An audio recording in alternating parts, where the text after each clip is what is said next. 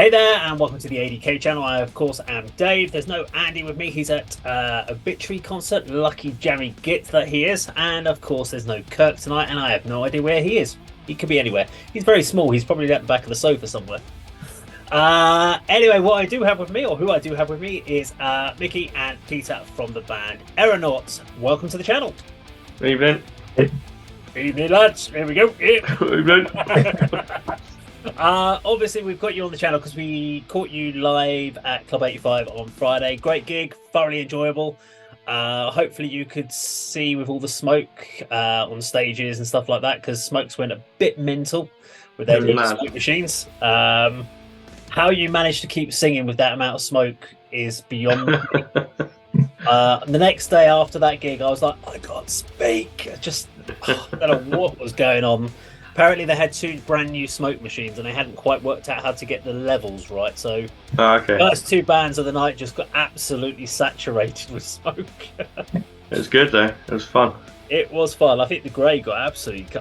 At one point, I think during the Grey set, I couldn't actually see the drummer anymore. I know he was speaking, but there was a drum kit back there. But yeah, very interesting show.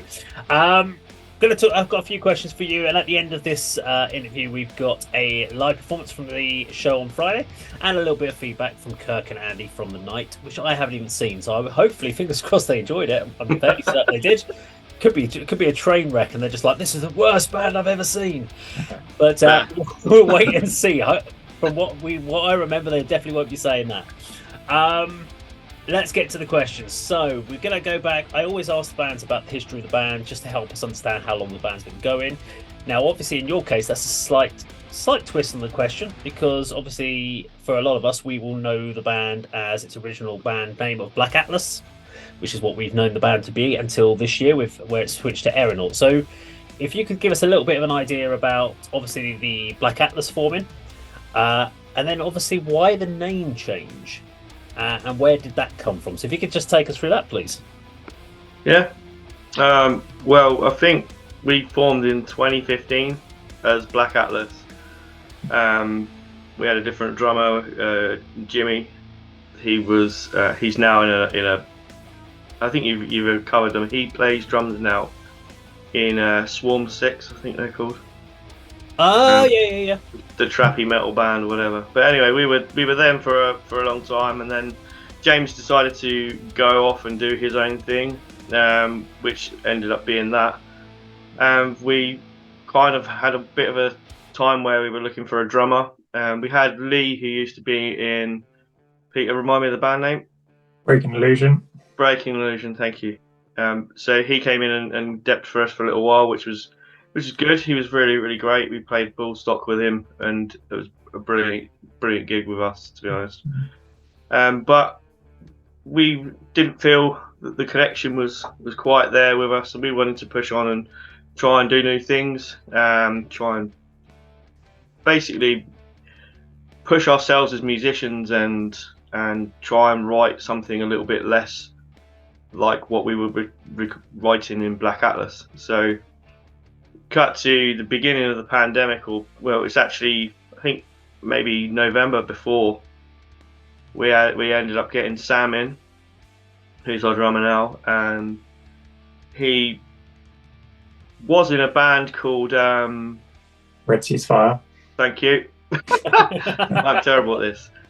Yeah, he was in a band called Red Sea's Fire, who are like a tech metal band.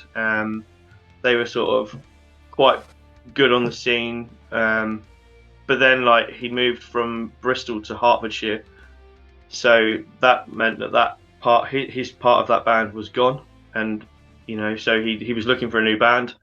We literally hit it off the moment we all sort of got together in the room. It was unbelievable how comfortable it was as a transition, and yeah, so once we started writing, everything kind of seemed that we were sort of pushing towards a different direction.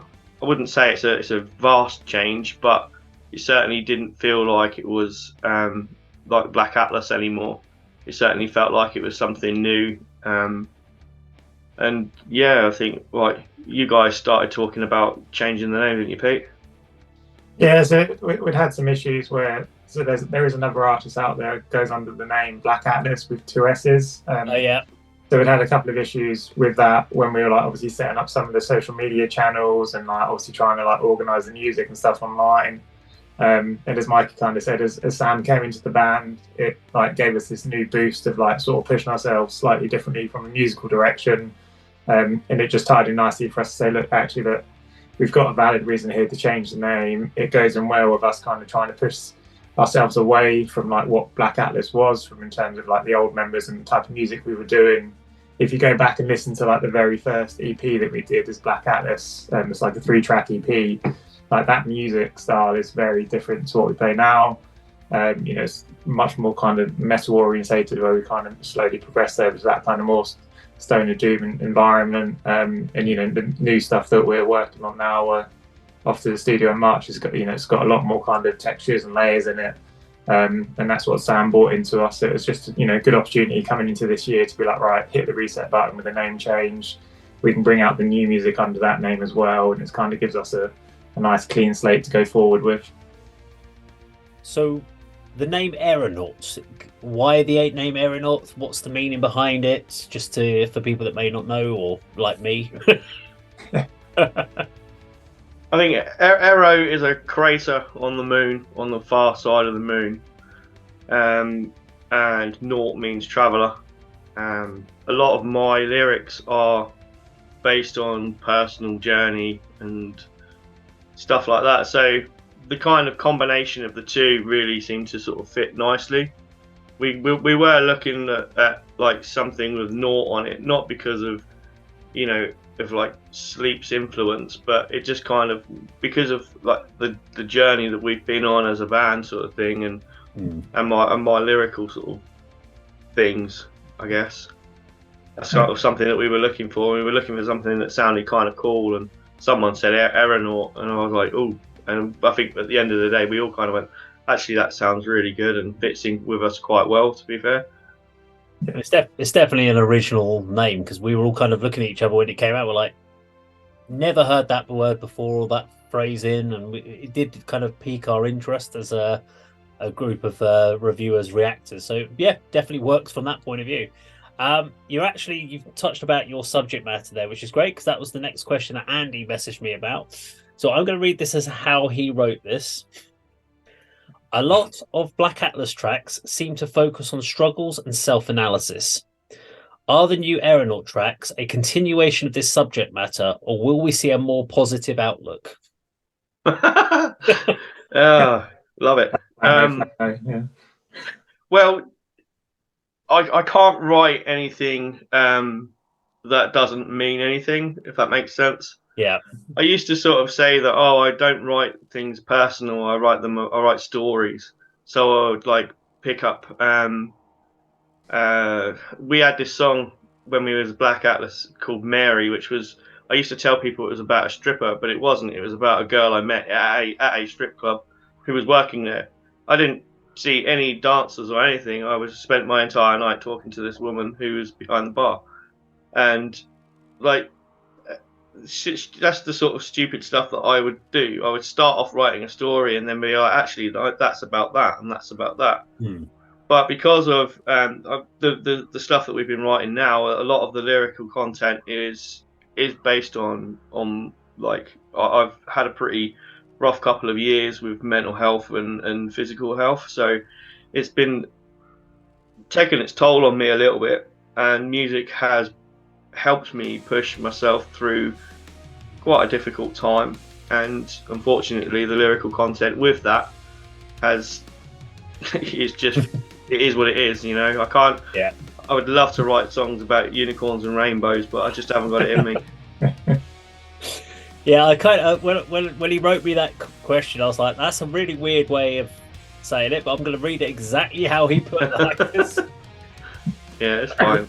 It's one way of putting it, but yeah, I think if the lyrical content has a personal connection and it's something that's relatable, I think you genuinely can put a better performance on, because you genuinely mean what you're singing about. If you're singing about unicorns and rainbows, you're just gonna sing about a unicorn and rainbow. There's no connection there. Yeah. If there is a connection there, you've got some serious problems, probably. So we're obviously into the beginning part of. I'll keep saying beginning part of 2023, but it's actually we're about to get into the near the end of the first quarter. But what are the plans for the band for this year? Yeah, so the focus really for this year for us is getting into the studio and getting a new album recorded. So we've got time booked in March. We're going down to Southampton. We're going to the Ranch, if I remember correctly. Correct. To record there. So we're going to go down there, get the rhythm tracks laid down for a new album. And we've been working on material-wise over the last sort of couple of years. And then the real ambition, I guess, is just to get back out and get kicking again. It feels like, thanks to COVID and everything, it's just taken us a little while to get back into that routine and that rhythm. So like 85 the other night was first gig in like 6-7 months. And we want to be gigging a lot more regularly than that. So yeah, get a new album recorded, work through the other parts of that, get that released. And then the ambition is to sort of just keep gigging and then build that into next year. There's a couple of bigger gigs that we particularly like to kind of target, but they're teed up more for 2024. Right. So it's all about building that momentum for us this year and taking that into 24. And so with the EP album or the album that you're planning, now do you have any thoughts about how you're going to release this? Are you going to do a single by single drop, or are you going to just drop an album? Or because there's a lot of different ways that people are now approaching releasing material, because people are kind of they're thinking about how people are absorbing music. So they go single, and then once they've done half the singles on the album, they just drop the album at the end of it. Or some people are just releasing every single song as a single and then just putting the album out as a physical thing once they've done all the singles. What's the sort of process that you're thinking, or initially at the moment? We originally were going to do like 4 EPs, but then like have like some like when we released the 4th EP, it would basically be like an album, and we would have like 2 or 3 extra tracks on there once the album was out. But it quickly became a bit of a burden, and it was quite difficult to write that whole thing. I think we was like, okay, well, we need 12 tracks, and like, yeah, that's fine when you think about it. Anyone can write 12 tracks, but are they any good?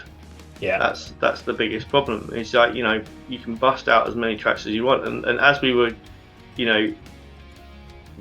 like fine tuning all of the songs that we would have, it became abundantly clear that we were going to have to look at this different way.